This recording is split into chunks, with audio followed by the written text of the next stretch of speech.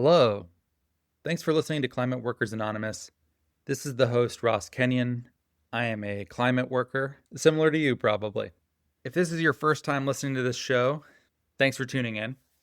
There's only been one intro episode where I laid out the how and why of this experiment. Last episode, number 1, I read the first of some user submissions and gave a little bit more context on how to understand this project and how to understand the submissions as well. Climate Workers Anonymous is my attempt to create space for people to say real things about their work in climate. I will often hear people say things privately that should be said out loud to an audience, at least a much bigger one than just myself, but they don't feel that they reasonably can share that information. Many of these things can have career repercussions. I did an episode of Reversing Climate Change. It's my other podcast that I've been running for nearly a decade.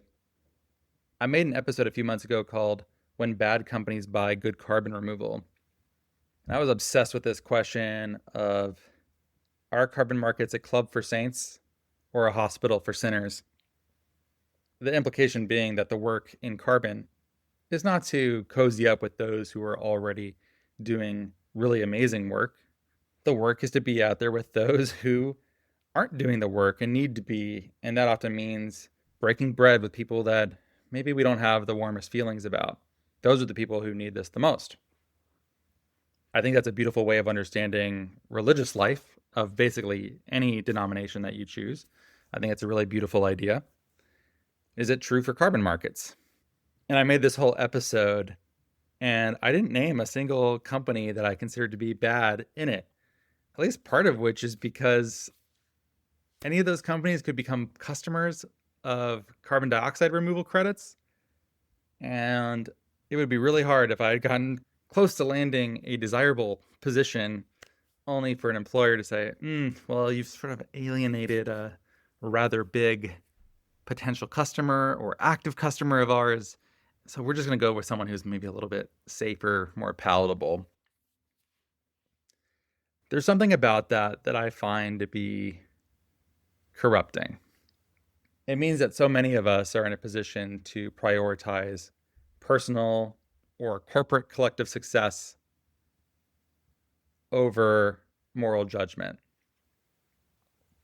There might be cases where we'd like to be able to let loose and say something about some of these companies. And if you're really brave, you can do it. It isn't always advisable. Let's just put it that way. I think that's a really big tragedy of working in climate and having to bottle up a lot of those feelings that people have. And in fact, this week's episode of Climate Workers Anonymous received a ton of submissions, and many of them are on this theme itself. Submitters noticed potentially unethical behavior in carbon dioxide removal or climate tech. It's unclear where these people are working from that they're talking about in all of these cases, and that's for good reason. And also, when people are not adequately anonymizing here, I'm going to try to make it a tiny bit more obscure because these are unverified submissions. I am assuming that people who are submitting things here are doing so in good faith. It's also possible that someone could spread rumors against a rival company, and thus I don't want to be in a position to spread untrue things about a company in particular.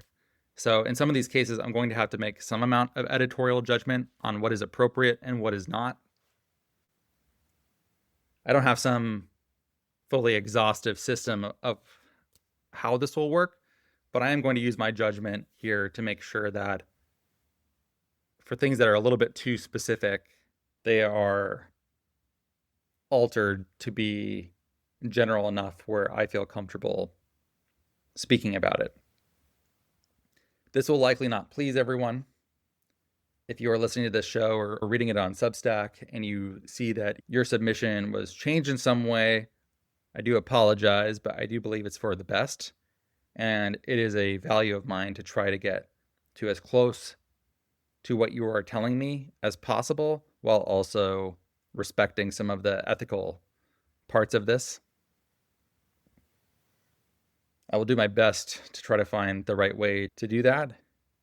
And hopefully you feel that this is at least directionally correct to your sentiment. And I apologize if it is not as satisfying as maybe you had wanted it to be, though I do hope it will still feel that way. As I said, these are unverified submissions. I don't know if they are true. The ones that point to issues within specific markets or companies or other entities, I'm not doing research here verifying whether or not this is true or not. Even if I could, people are not leaving their names or contact information next to these statements for reasons of anonymity.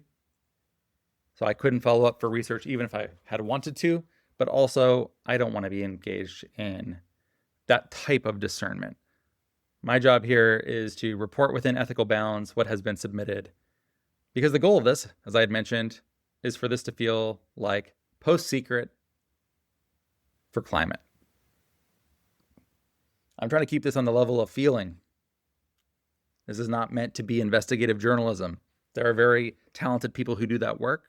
I'm frankly not qualified to be doing that work.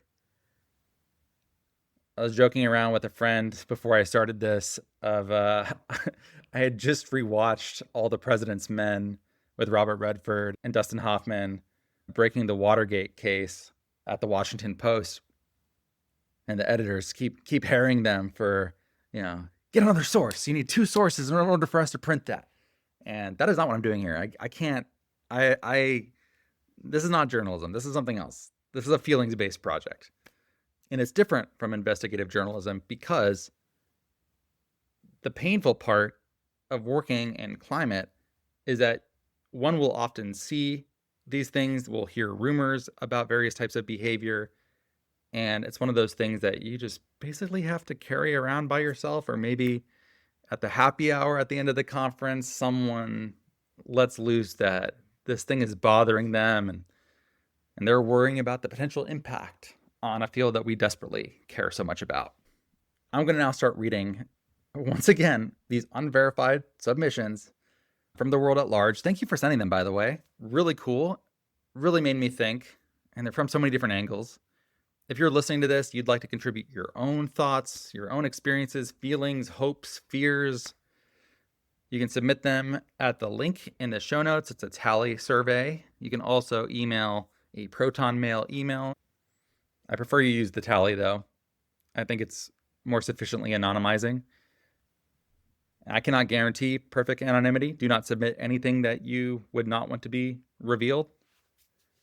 So limit the amount of information you share for that reason.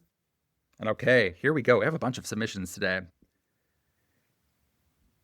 Okay, submission number 1. What's with climate events that serve meat, and sometimes mostly meat? Still, it's such an easy win to go plant-based for an event and increasingly accessible. Sure, your org might be doing amazing work for climate solutions in the macro, but the micro matters too. It's not asking everyone to go hardcore vegan for life. It's showing that there are delicious plant-based options and that you care about the footprint of your event. Honestly, if an organization is serving meat or ignoring other such low-hanging fruit, it comes across to me as arrogance. Quotation, we don't need to bother with the little things because we're doing big important things that make a real, in asterisks, difference, end quotation. I'm not one to shift all responsibility onto consumer choices. That's not the road to real change, but it doesn't mean we should ignore the small things entirely, particularly if we're in a privileged enough position to have that choice. And in the case of climate events, it often isn't a personal choice. It's a corporate choice where all the little things added together can be huge. Submission number 2. All companies in the renewable industry are tripping over themselves to late AI into their work. Commentary from me, I imagine this is maybe meant to be bake AI into their work everywhere possible. Okay, end commentary from me. Back to the submission. They're ignoring that we're facing global water bankruptcy.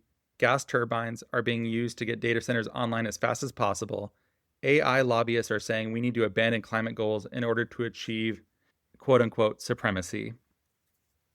And they're all keeping their climate promises up on their website.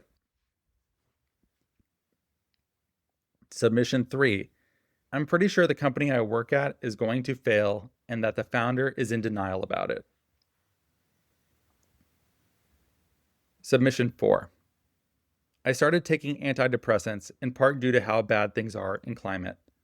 They're working. Submission 6. Sometimes I feel like I work on climate more for the trees and the bees than for the people who are abusing it. Submission number 7. The way they're currently implemented, nature-based solutions are primarily just a dirty deal between oil companies that want cheap offsets, developing countries that just need the money, and the registries that sign off on it all. Submission 8. The logical progression from, quote, let's do enhanced oil recovery, end quote, and, quote, let's sell direct air capture based fuels to the military, end quote, is, quote, let's use carbon cured concrete to build Israeli settlements in the West Bank, end quote.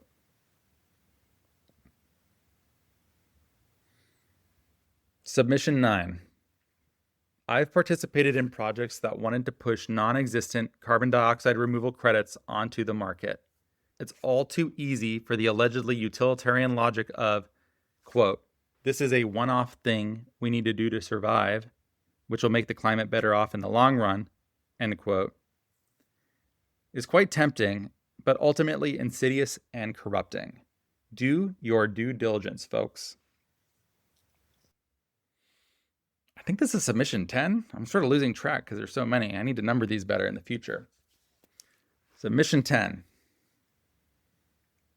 There's a carbon dioxide removal company that has issued many credits to date. This company warrants significant scrutiny. Submission 11. If you are conflicted about the word quote unquote climate, if you worry about using the word quote unquote climate because of how it might make you appear to others, if you've modified your language in this administration to avoid the word quote unquote climate, then you aren't working in climate. Submission 12. John Foley is right. Submission 13. A majority of climate tech founders are primarily focused on financial returns. They couldn't care less about environmental conservation, community benefits, and making real impact. There's rampant fudging of numbers, inflation of claims, and finding loopholes in registry protocols to make a quick buck. Saying this as someone from within the ecosystem, having worked very closely with multiple founders and seeing this all around me. Final submission. We should most certainly not condone using atmospheric or biogenic CO2 for enhanced oil recovery, while all carbon dioxide removal pathways will likely have some inevitable overlaps with various heavy or high-emitting industries. Increasing fossil fuel consumption is one thing that is inherently incompatible with any meaningful future for climate progress. I believe some folks are going down this road right now out of a desperate attempt to make carbon management relevant to fossil fuel companies and right-wing groups. But these groups are not engaging in good faith at all on the climate front. There are many other better coalitions to build to responsibly scale CDR than the folks literally trying to pump more fossil fuel out of the ground. Thanks again for listening. Thank you to everyone who contributed. I admire your willingness to share those things. It's brave of you to do so. I hope you can understand where your words were changed. I tried to keep them to a minimum. You could understand why that might be. And thanks for being honest about your work in climate. I'm really enjoying doing this show. I find it inspirational and also a little scary, uncomfortable. It's all of those things at the same time for me. Maybe if you're listening, you feel similarly. Hopefully it feels good. It's good to be honest in this way, I think. One of the rules for running meetings is that if one person says something, likely several other people feel that thing.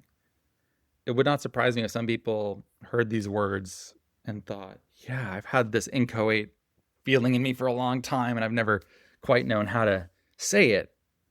because I work in the climate space, which is supposed to care about climate. And maybe they've had some of these feelings and you just helped them unlock something. That's important. It's really important. So thank you for doing that. If you like what this show is about, if you could subscribe on Substack, that would be really helpful. If you could like, comment, share this content out with people who work in our field, maybe even with those who don't, but otherwise would be interested, that would be really helpful. It's one of those things right now where, because it's a new project, any amount of sharing, engaging is really valuable. I'm mostly using LinkedIn and Substack to promote it, but I also just set up Blue Sky. So maybe I'll hang out there some more too. But I'm also trying to touch grass and not spend all my time promoting various media things. That's such a tough line to to try to walk between. Like, do people need more content constantly? One of the terribly depressing lines that I don't think the person meant it to be depressing was that the line from Mark Andreessen's famous essay is that software is eating the world. And someone recently said that podcasts are eating silence. You're like, that's true. We used to have silence instead of podcasts. Is this better? Like, maybe we could use a little more silence these days. Even the ethics of producing additional content and then having to engage on social media with platforms that I frankly feel conflicted about, at the very least.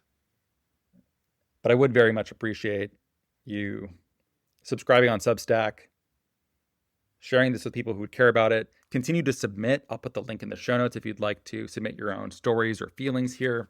If you have visual art you want to make and share, let's do that too. I'm really happy to find creative ways to do this work. So if you have an idea, even outside of what I've just named, please email or fill out a tally or submit something. I would just love to find more ways to make it easier to talk about these things. Thanks so much for listening. I respect your courage. Until next time.